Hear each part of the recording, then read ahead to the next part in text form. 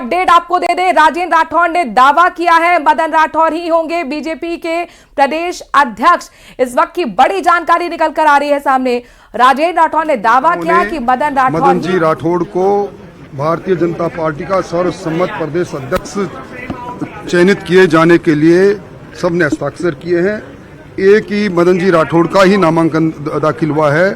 अब समय नाम वापस लेने का 6:30 बजे समाप्त हो जाएगा और कल उनकी घोषणा विधिवत घोषणा। ये माना जाएंगे मदन राठौड़ ही होंगे बीजेपी के नए? निश्चित तौर पर मदन राठौड़। प्रदेश के प्रमुख नेताओं ने मदन जी राठौड़ को भारतीय जनता पार्टी का सर्वसम्मत प्रदेश अध्यक्ष चयनित किए जाने के लिए सबने हस्ताक्षर किए हैं।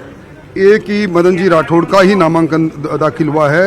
अब समय नाम वापस लेने का 6:30 बजे समाप्त हो जाएगा और कल उनकी घोषणा विधिवत घोषणा। ये माना जाएंगे मदन राठौड़ ही होंगे बीजेपी के नए? निश्चित तौर पर मदन राठौड़ ही होंगे। तो राजेंद्र राठौड़ कह रहे हैं निश्चित तौर पर मदन राठौड़ ही होंगे बीजेपी के प्रदेश अध्यक्ष। उन्होंने ये भी जानकारी दी कि किसी और की तरफ से नामांकन नहीं किया गया है, सिर्फ मदन राठौड़ की तरफ से ही नामांकन किया गया है।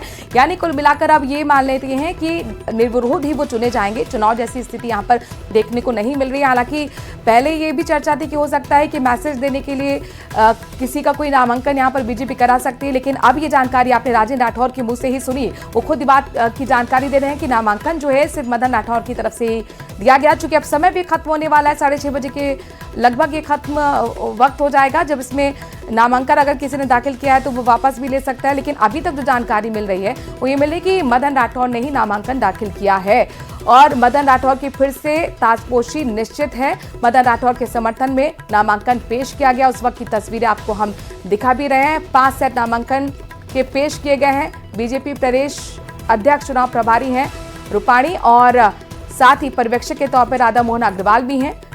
ये उस वक्त का जो पूरा एक्सरसाइज होता है वो आपको हम दिखा रहे। नामांकन जब पेश किया गया 5 सेट नामांकन के हैं और मुख्यमंत्री भी आपको इस दौरान नजर आ रहे होंगे।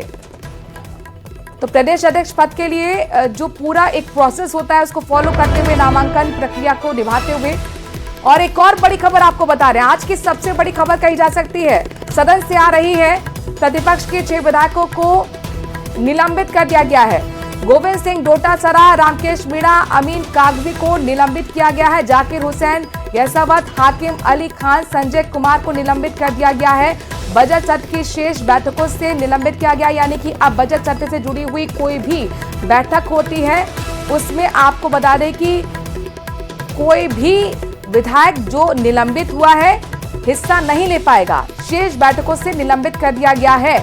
प्रतिपक्ष के 6 विधायकों को निलंबित किया गया है, जिसमें गोविंद सिंह डोटासरा का नाम भी सामने आ रहा है। पीसीसी चीफ गोविंद सिंह डोटासरा सहित 5 विधायकों को बजट सत्र से निलंबित किया गया है। इसके लिए मुख्य सचेतक जोगेश्वर गर्ग की तरफ से प्रस्ताव रखा गया, जिसमें कहा गया था कि जिस तरह से वेल में आकर इन विधायकों की तरफ से हो हल्ला हंगामा किया गया है, ये सदन के अनुरूप आचरण नहीं है। लगातार स्पीकर की तरफ दबाव बनाया गया, उनकी तरफ इशारा किया गया, लिहाजा निलंबन की कार्रवाई की जाए। अब इस प्रस्ताव पर मोहर लगाने का काम स्पीकर ने किया है। ये एक बड़ी कार्रवाई कही जा सकती है और जाहिर तौर पर अब कहीं ना कहीं ये लग रहा है कि एक बड़ा गतिरोध यहाँ पर सत्ता पक्ष और विपक्ष के बीच में बनता हुआ नजर आने वाला है। आपको बता दें कि तमाम कांग्रेस के विधायक, हालांकि सदन की कार्रवाई को 24 फरवरी 11 बजे तक के लिए स्थगित कर दिया गया है, बावजूद इसके इस वक्त सदन के अंदर कांग्रेस के विधायक मौजूद हैं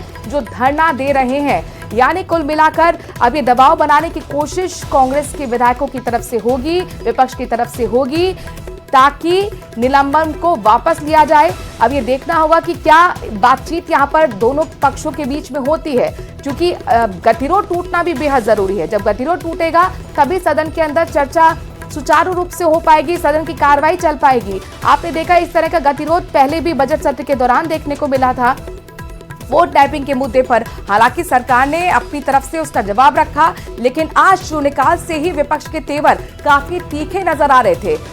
हंगामे की शुरुआत तब हुई जब अविनाश गहलोत पिछली सरकार की योजनाओं को लेकर बात रख रहे थे और उन्होंने इस दौरान इंदिरा गांधी को दादी कह दिया। बस इसी बात पर कांग्रेस के विधायक आग बबूला हो गए और उन्होंने कहा कि अमर्यादित भाषा का इस्तेमाल किया गया है इंदिरा गांधी के खिलाफ, लिहाजा वेल में आके स्पीकर के पास पहुंचते हुए हंगामा कांग्रेस के विधायकों ने करना शुरू कर दिया। स्पीकर लगातार टोका टाकी करते रहे, लेकिन वेल से बाहर जाने के लिए तैयार नहीं थी कांग्रेस के विधायक। उनकी तरफ से लगातार हंगामा होता रहा और उसके बाद अब ये निलंबन की कार्रवाई की गई है। इस वक्त की बहुत बड़ी खबर आपको बता रहे हैं। मुख्य सचेतक जोगेश्वर गर्ग ने प्रस्ताव रखा, उस पर मोहर लगाने का काम स्पीकर ने किया है और खबर यह है कि गोविंद सिंह डोटासरा पीसीसी चीफ सहित 5 विधायकों को बजट सत्र से निलंबित कर दिया गया है। प्रतिपक्ष के यानी कि विपक्ष के 6 विधायकों को निलंबित कर दिया गया है।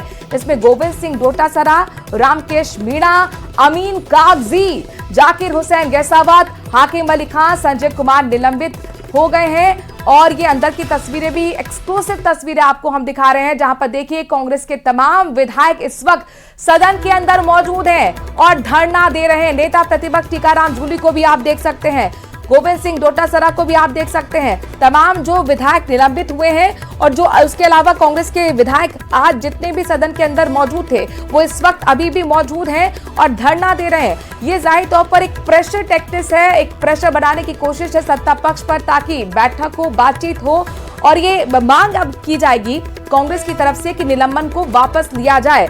अविनाश गहलोत के बयान के बाद ये पूरा हंगामा शुरू हुआ, जिसके बाद ये बड़ी कार्रवाई की गई है निलंबन की, जिसके बाद अब यहां पर देखिए किस तरीके से सदन के अंदर की तस्वीरें आपको न्यूज 18 एक्सक्लूसिव दिखा रहा है। अपने दर्शकों के लिए एक्सक्लूसिव तस्वीरें न्यूज 18 दिखा रहा है, जहां पर देखिए सदन के आप की जो तमाम सीटें हैं वो खाली नजर आ रही होंगी, लेकिन जमीन पर बैठकर सदन में कांग्रेस के विधायक धरना दे रहे हैं निलंबन की कार्रवाई के खिलाफ।